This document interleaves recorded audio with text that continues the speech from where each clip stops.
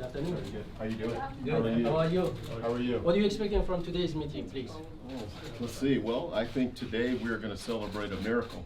Your miracle.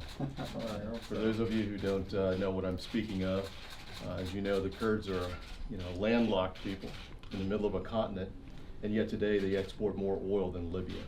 And that's due to you, your good work, your leadership, and it is indeed a miracle.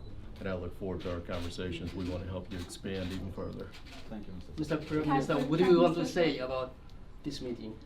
Well, I've been in touch with the Secretary. We've had direct contacts before, and I'm looking forward to our meeting, and we hope that we can increase our cooperation in the energy sector with the US. Okay, we'll pose for a photo really quickly for pictures.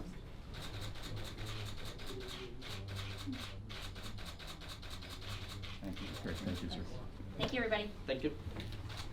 On the phone and to have this direct contact with you, and of course now we're looking forward to this meeting with you to talk about